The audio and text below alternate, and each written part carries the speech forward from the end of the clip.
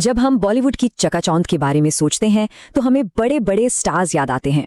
लेकिन उन सितारों के पीछे लाखों ऐसे लोग हैं जो दिखाई नहीं देते, जो सेट बनाते हैं, लाइटें संभालते हैं, कैमरा चलाते हैं। तो आज हम एक ऐसे ऐतिहासिक कानून की बात करेंगे जो दशकों तक इन गुमनाम हीरोज का सबसे बड़ा सहारा था। तो देखिए, एक तरफ थी ये चमक दमक रेड कार्पेट्स और दूसरी तरफ थे पर्दे के पीछे काम करने वाले लोग जिनके पास न कोई जॉब सिक्योरिटी थी, न भविष्य की कोई गारंटी। इसी बहुत बड़ी खाई को भरने के लिए एक बेहद जरूरी कानून लाया गया था। तो चलिए कहानी को शुरू से समझते हैं। हम चलते हैं 90, 70 और 80 के दशक में। उस दौर में बॉलीवुड का ग्लैमर तो आसमान पर था, लेकिन उस ग्लैमर को बनाने वालों के लिए जिंदगी सिर्फ एक संघर्ष थी। जरा सोचिए इसके बारे में। आज काम है पर कल होगा या नहीं पता नहीं। फिल्म सेट पर ज्यादातर लोगों के लिए यही असलियत थी। मतलब एक फिल्म पूरी हुई और नौकरी खत्म। अगर बीमार पड़ गए, कोई चोट लग गई या बुढ़ापा आ गया तो कोई सेफ्टी नेट नहीं था। ये बिल्कुल आज की गिग इकोनॉमी जैसा ही था, बस बिना किसी सोशल सिक्योरिटी के। तो इस बहुत बड़ी प्रॉब्लम को सुलझाने के लिए सरकार ने एक बड़ा ही जबरदस्त तरीका निकाला, एक ऐसी कानूनी स्ट्रैटेजी जिसके 3 हिस्से थे। चलिए देखते हैं कि ये काम कैसे करता था। इसे लेजिस्लेटिव ट्रिलॉजी भी कहा जाता है, मतलब 3 कानूनों का एक सेट जो एक टीम की तरह काम करता था। स्टेप 1 था काम करने के हालात को रेगुलेट करना। स्टेप 2 एक खास टैक्स के जरिए वेलफेयर के लिए पैसा इकट्ठा करना। और स्टेप 3 उस पैसे से वर्कर्स को सीधे फायदे पहुंचाना। ये अपने आप में एक पूरा इकोसिस्टम था। तो अब इस वेलफेयर फंड के अंदर झांकते हैं। आखिर ये सिस्टम चलता कैसे था, पैसा आता कहां से था, और सबसे जरूरी सवाल, ये बनाया किसके लिए गया था। इस पूरे सिस्टम को चलाने वाला इंजन था एक छोटा सा शब्द, सेस। ये भारत में बनने वाली हर एक फीचर फिल्म पर लगने वाला एक स्पेशल टैक्स था। और इसकी सबसे खास बात यह थी कि इससे जमा हुआ एक एक पैसा सिर्फ और सिर्फ वर्कर्स के भले के लिए ही खर्च हो सकता था, कहीं और नहीं। लेकिन सवाल यह है कि ये टैक्स वसूला कैसे जाता। यहीं पर इस सिस्टम का जीनियस आइडिया छिपा था। देखिए, हर फिल्म को रिलीज के लिए सेंसस सर्टिफिकेट चाहिए होता है, राइट। और वो सर्टिफिकेट प्रोड्यूसर को तभी मिलता था जब वो ये साबित कर दे कि उसने सेस चुका दिया है। बस इस एक नियम ने टैक्स का लगभग 100% कलेक्शन पक्का कर दिया। ठीक है, तो पैसा तो इकट्ठा हो गया, लेकिन ये पैसा मिलेगा किसे। मतलब कानून की किताबों में सिने वर्कर आखिर था कौन। सिने वर्कर की परिभाषा बहुत ध्यान से बनाई गई थी। इसके लिए 2 शर्तें रखी गईं। पहली, किसी ने कम से कम 5 फीचर फिल्मों में काम किया हो, और दूसरी, उसकी आमदनी एक तय लिमिट से कम हो। इसका मकसद बिल्कुल साफ था, मदद सिर्फ उन लोगों तक पहुंचे जो वाकई जरूरतमंद थे और लंबे समय से इंडस्ट्री का हिस्सा थे। और जानते हैं ये इनकम लिमिट कितनी थी? सिर्फ 1600 रुपए महीना। जी हाँ, 1981 में ये हैरान कर देने वाली कम लिमिट साफ साफ दिखाती है कि ये कानून इंडस्ट्री के सबसे गरीब तबके के लिए ही था। इन सभी फायदों तक पहुंचने की जो चाबी थी ना, उसे लोग मजाक में कहते थे वेलफेयर का पासपोर्ट। और ये पासपोर्ट था फॉर्म F आइडेंटिटी कार्ड। ये सिर्फ एक कार्ड नहीं था, एक लाइफलाइन थी। इसके बिना कोई भी वर्कर अपने या अपने परिवार के लिए 1 रुपए का भी फायदा क्लेम नहीं कर सकता था, क्योंकि इसी कार्ड पर उसके काम की पूरी हिस्ट्री लिखी होती थी जो साबित करती थी कि वो इन फायदों का हकदार है। तो इस फंड से मिलता क्या था? ऐसी चीजें जो सच में हजारों परिवारों की जिंदगी बदल सकती थी, जैसे बच्चों की पढ़ाई के लिए फाइनेंशियल हेल्प, गंभीर बीमारियों के इलाज का खर्चा, ग्रुप इंश्योरेंस, और यहाँ तक कि घर बनाने के लिए ग्रांट भी। ये सिर्फ कागजी वादे नहीं थे, ये ऐसी मदद थी जो जमीन पर दिख रही थी। लेकिन जैसा हमेशा होता है, वक्त कभी रुकता नहीं। टेक्नोलॉजी आगे बढ़ी और जो कानून एक जमाने में गेम चेंजर था, अब उसमें दरारें दिखने लगी। सोचिए, 80 का दशक था सेल्यूलॉइड फिल्मों का। फिर 2000 के दशक में टीवी का बूम आया, और उसके बाद 2010 के बाद तो OTT प्लेटफॉर्म्स ने आकर पूरा खेल ही बदल दिया। मतलब एंटरटेनमेंट की दुनिया पूरी तरह से बदल चुकी थी। और बस यहीं पर उस पुराने कानून की सबसे बड़ी कमी सामने आई। प्रॉब्लम ये थी कि 1981 का एक्ट सिर्फ और सिर्फ फीचर फिल्मों के वर्कर्स को कवर करता था। इसका सीधा मतलब था कि टीवी सीरियल्स और वेब सीरीज पर काम करने वाले लाखों लोग इस सेफ्टी नेट से बिल्कुल बाहर थे। तो सोचिए, जो क्रू एक नेटफ्लिक्स सीरीज के लिए दिन रात एक कर रहा है, उनका क्या उन्हें प्रोटेक्शन नहीं मिलनी चाहिए? पुराने कानून के हिसाब से जवाब था नहीं। तो इन सारी कमियों को ठीक करने के लिए और इस पूरे सिस्टम को 21वीं सदी में लाने के लिए एक नया और आधुनिक कानून लाया गया, जिसका नाम है सोशल सिक्योरिटी कोड। तो इस नए कोड में क्या बदला? इसको एक सॉफ्टवेयर अपडेट की तरह समझिए। सबसे पहले सिने वर्कर जैसा लिमिटेड टर्म हटाकर ऑडियो विजुअल वर्कर लाया गया, जो बहुत ज्यादा लोगों को कवर करता है। फिर फंडिंग सिर्फ फिल्म सेस पर निर्भर नहीं रही, बल्कि एक नए डाइवर्सिफाइड फंड से होने लगी। और सबसे बड़ा चेंज, वो कागजी फॉर्म F उसकी जगह ले ली डिजिटल ई श्रम पोर्टल ने। ऑडियो विजुअल वर्कर, ये नया टर्म एक बहुत बड़ी बात है। क्योंकि इसमें अब सिर्फ फीचर फिल्म वाले नहीं बल्कि TV, web series, digital content, यहाँ तक कि एनिमेशन इंडस्ट्री के वर्कर्स भी शामिल हैं। असल में इस एक बदलाव ने पुराने कानून के सबसे बड़े लूप होल को बंद कर दिया। इस कानून का ये जो 40 साल का सफर है ना, ये हमें एक बहुत जरूरी चीज सिखाता है कि सोशल सेफ्टी नेट्स को यानी सुरक्षा देने वाले कानूनों को टेक्नोलॉजी और इंडस्ट्री के साथ साथ बदलना ही पड़ता है, वरना वो उन्हीं लोगों का साथ छोड़ देते हैं जिनके लिए उन्हें बनाया गया था। तो चलिए इस विश्लेषण को इस एक जरूरी सवाल के साथ खत्म करते हैं। आज कंटेंट क्रिएशन पूरी दुनिया में फैल रहा है, डिसेंट्रलाइज्ड हो रहा है। ऐसे में क्या हमारे कानून इतनी तेजी से बदल पाएंगे कि आने वाली पीढ़ी के क्रिएटर्स को भी सुरक्षा दे सके?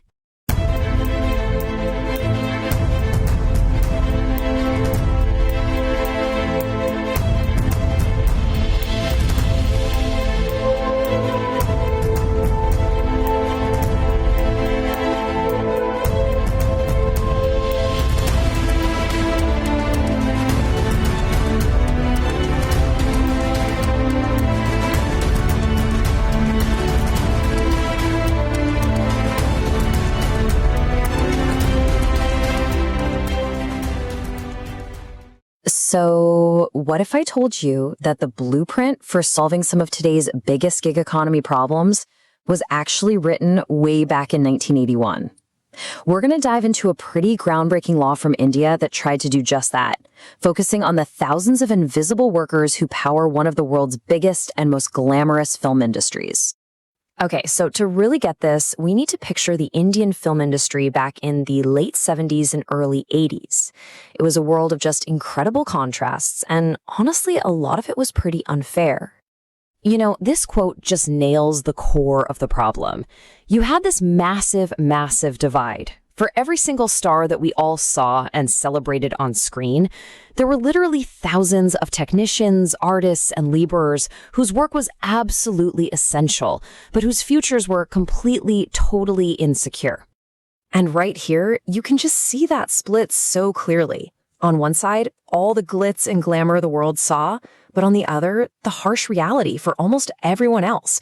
Unstable, project-to-project work. I mean, once a film wrapped, they were basically unemployed. No health insurance, no retirement fund, absolutely no safety net to speak of. So, to tackle this head-on, in 1981, the Indian Parliament did something pretty remarkable. They passed this trio of interconnected laws, a legislative trilogy, if you will, designed to build a social security system for these workers pretty much from scratch. The whole solution was really elegant, and it had three main parts. First, they brought some order to the chaos by making written contracts mandatory. Second, they came up with a really clever way to fund the whole thing. And third, they built the actual machinery to get that money into the hands of the workers who desperately needed it. All right, so how did this system actually work in practice? Well, it really boiled down to two simple but powerful ideas. How do you fill up the wallet? And then, who gets the keys to open it? The funding engine was just genius. A small tax, called a cess, was charged on every single feature film. But here's the brilliant part.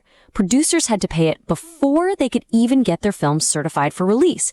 This created a totally fail-safe way to collect the money, tying the welfare fund directly to the industry's own output. Okay, so the money's flowing in. Now comes the huge question. Who actually gets it? The law had to be super specific in defining who is a cine worker and who wasn't. So the law set up these two really strict gatekeepers to make sure the benefits went to the right people. First, you had to prove you were a real professional by having worked on at least 5 feature films. This filtered out, hobbyists or amateurs. And second, you had to be low income, proving you actually needed the support. And this is where we see the system's first major flaws start to appear. The original income limit was just 1,600 rupees a month. As inflation crept up over the decades, that number became absurdly low. It started kicking out the very people the act was meant to protect, all because their wages, while still really low, had inched just past that completely outdated cap. For those who did manage to qualify, though, the benefits were an absolute lifeline. We're talking scholarships to send their kids to school, reimbursement for treating serious illnesses like cancer, grants to help them build a home, and even insurance in case of death or disability. I mean, this was life-changing stuff. But here's the thing. As visionary as this 1981 Act was, it was built for a world that was about to change dramatically. Its core definitions were just too rigid, and it simply couldn't keep up with technology. See, the big problem was that the law was written specifically for workers on feature films, the kind you go see in a movie theater. So when the television industry just exploded in the 90s, all those workers weren't covered. Then, fast forward to the 2010s and streaming platforms like Netflix and others arrive, the thousands of people working on web series, they were left out too. They were doing the exact same jobs, but the law was just stuck in the past. By 2020, it was just painfully obvious that this pioneering system was now pretty much broken. It needed a complete reboot for the digital age. And that reboot came in the form of India's new Code on Social Security. And the scale of this upgrade was just massive.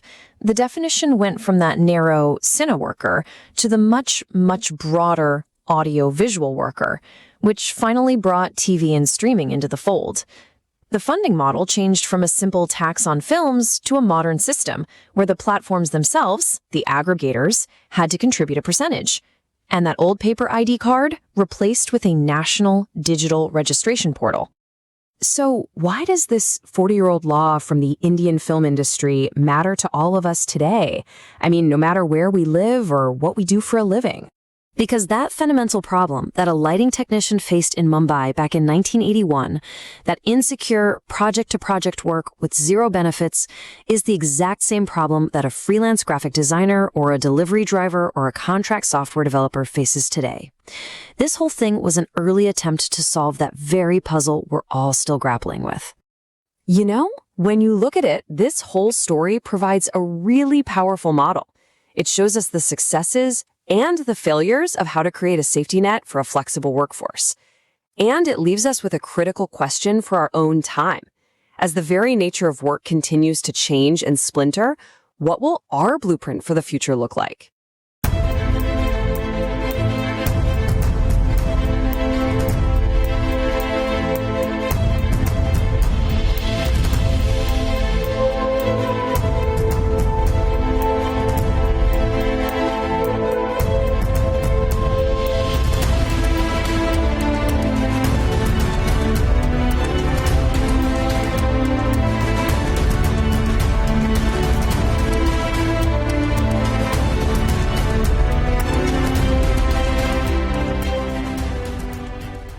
Bollywood की चकाचौंध, बड़े बड़े सितारे, करोड़ों की कमाई। जब हम भारतीय सिनेमा के बारे में सोचते हैं तो अक्सर यही तस्वीर हमारे दिमाग में आती है। लेकिन हर फिल्म के क्रेडिट्स जब रोल होते हैं तो सैकड़ों नाम तेजी से गुजर जाते हैं। ये वो लोग हैं जो असल में फिल्में बनाते हैं। लाइटमैन, जूनियर आर्टिस्ट, सेट बनाने वाले, मेकअप असिस्टेंट। दशकों तक इन लोगों की जिंदगी इस चमक दमक से बहुत दूर, काफी अनिश्चित थी। एक फिल्म खत्म तो मतलब काम खत्म। कोई सोशल सिक्योरिटी नहीं, कोई पेंशन नहीं।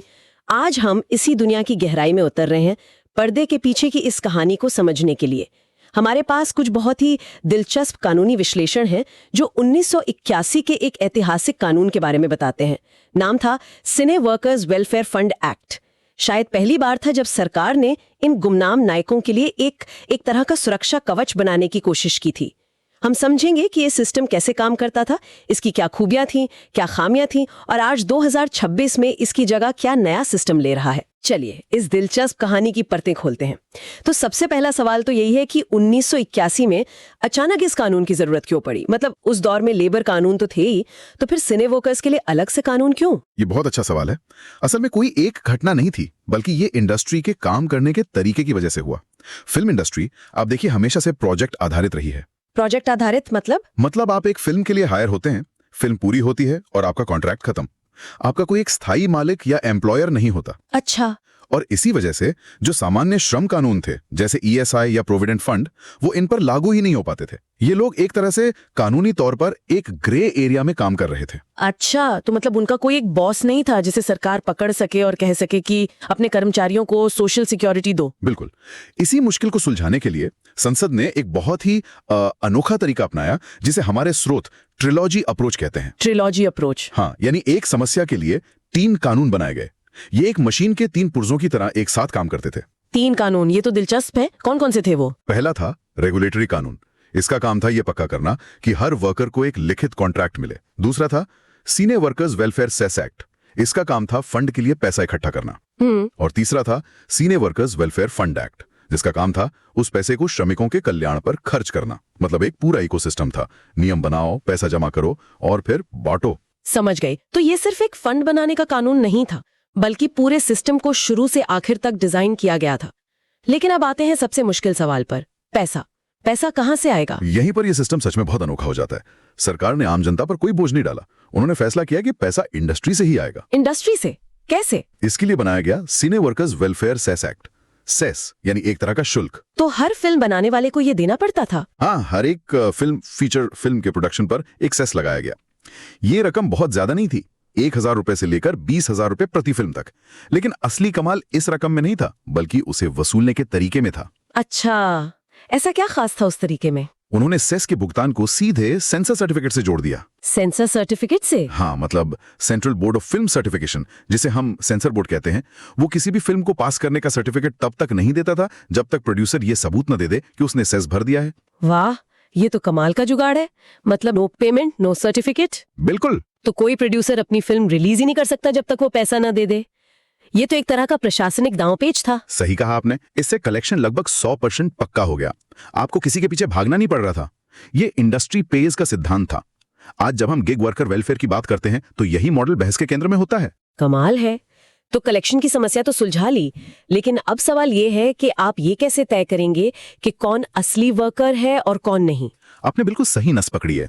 फंड का पैसा किसे मिलेगा ये तय करना सबसे बड़ी चुनौती थी, और यहीं पर सिने वर्कर की परिभाषा बहुत महत्वपूर्ण हो जाती है। तो क्या शर्तें थीं? इसके लिए 2 मुख्य शर्तें रखी गईं। पहली थी कि आपको दिखाना होता था कि आपने कम से कम 5 फीचर फिल्मों में काम किया है। 5 फिल्में? ठीक है, ये तो समझ आता है कि जो लोग गंभीर हैं वही इसके दायरे में आए। और दूसरी शर्त थी आय की सीमा। और सच कहूं तो यही इस कानून का सबसे विवादास्पद और कमजोर पहलू साबित हुआ। आय की सीमा कितनी थी? 1981 में ये सीमा तय की गई थी, सिर्फ 1600 रुपए प्रति माह। 1 मिनट, क्या सिर्फ 1600 रुपए? ये तो 1981 के हिसाब से भी बहुत कम लगता है। हाँ, बहुत कम था। इस हिसाब से तो कुछ ही सालों में ज्यादातर कुशल टेक्नीशियन जैसे अच्छे कैमरामैन या एडिटर इस दायरे से ही बाहर हो गए होंगे। बिल्कुल यही हुआ। शायद सोच ये थी कि सिर्फ सबसे गरीब लोगों की मदद की जाए, लेकिन नतीजा ये हुआ कि महंगाई बढ़ती गई, लोगों की तनख्वाह थोड़ी बढ़ी और वो 1600 रुपए की सीमा को पार कर गए। तो कानून जिनकी मदद के लिए बना था वही बाहर हो गए। हाँ, वही बाहर होते चले गए। तो क्या इस गलती को कभी सुधारा नहीं गया? सुधारा गया, लेकिन बहुत देर से। 2001 में, यानी 20 साल बाद, एक संशोधन हुआ और सरकार को इस सीमा को बदलने का अधिकार मिला।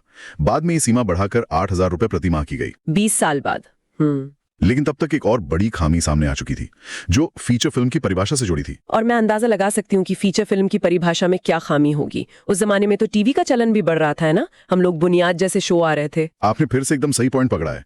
यही इस कानून की समय के साथ सबसे बड़ी कमजोरी बन गई। कानून की परिभाषा में फीचर फिल्म का मतलब था सिर्फ वो लंबी फिल्में जो सिनेमा घरों में रिलीज होती हैं।